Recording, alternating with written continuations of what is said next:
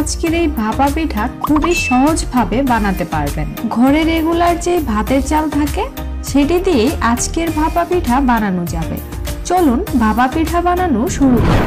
আজকের ভাপা পিঠার জন্য নরমাল ভাতের চাল 2 ঘন্টা ভিজিয়ে রেখে পানি ভালোভাবে ঝরিয়ে তারপর ব্লেন্ডারের সাহায্যে গুঁড়া করে নিয়েছি। এখানে আমি এই কাপ দিয়ে মেপে 3 কাপ চালের গুঁড়া নিয়েছি। এবার এতে 1 চা চামচ লবণ দিয়ে চালের সাথে একটু মিশিয়ে নিয়েছি। তারপর এতে অল্প অল্প করে নরমাল পানি দিয়ে মাখিয়ে নিয়েছি। একেবারে বেশি করে পানি দেওয়া যাবে না, অল্প অল্প করে পানি দিয়ে মিশাতে হবে। পানি দিয়ে মিশানোর এক পর্যায়ে যখন দেখবেন চালের গুঁড়া এভাবে করে হাতে নিয়ে দলা পাকালে হাতের আঙুলের সাহায্যে একটু জুড়ে চাপ দিয়ে ভাঙতে হয়, আর সেই সাথে ছোট ছোট এরকম দলা হয়ে পড়ে, তখনই বুঝে নিবেন পানি একদম ঠিকঠাক আছে। আর যদি হাতে এরকম দলা পাকানোর পর ঝুরঝুরা হয়ে পড়ে যায় তখন বুঝতে হবে পানি আরো মিশাতে হবে। এখানে আমার 3 কাপ চালের গুঁড়াতে মোট পানি লেগেছে 1/4 কাপ। চালের গুঁড়া মাখিয়ে নেওয়া হয়ে গেলে এবার চালনির সাহায্যে হাত দিয়ে এভাবে করে চেলে নিতে হবে। তো সবগুলো চেলে নেওয়া হয়ে গেলে এবার পিঠা বানানোর জন্য এখানে আমি 1 লিটারের মজর বোতলের নিচের অংশ কেটে নিয়েছি।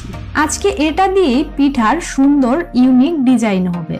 তো এবার এই বোতলের ছাঁচের মধ্যে প্রথমে নিচের অংশে চালের গুঁড়া আলতোভাবে দিয়ে দিচ্ছি, তারপর এতে গুড় আর নারিকেল মিশানো দিয়ে দিচ্ছি। এবার এতে আবারও চালের গুঁড়া দিয়ে ভালোভাবে সমান করে ভরে নিয়েছি। চালের গুঁড়া দিয়ে চেপে চেপে ভরা যাবে না, আলতোভাবে হাতের আঙুলের সাহায্যে চালের গুঁড়া সরিয়ে নিতে হবে। তো ছাঁচ ভরে নেওয়া হয়ে গেলে এবার আমি নেটের একটা কাপড়ের সাহায্যে এভাবে করে মুড়িয়ে নিয়েছি। তো এখন হচ্ছে পিঠা ভাপ দেওয়ার জন্য আমি এখানে নরমাল একটা হাঁড়ির মধ্যে পর্যাপ্ত পরিমাণে পানি দিয়ে প্লাস্টিকের একটা ঝাঁঝরি এর উপরে বসিয়ে দিয়েছি।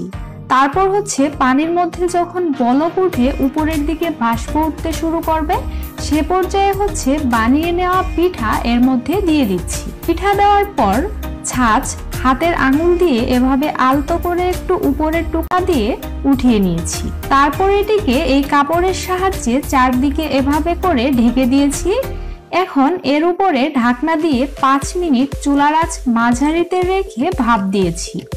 5 মিনিট পর পিঠা উঠিয়ে নিয়েছি।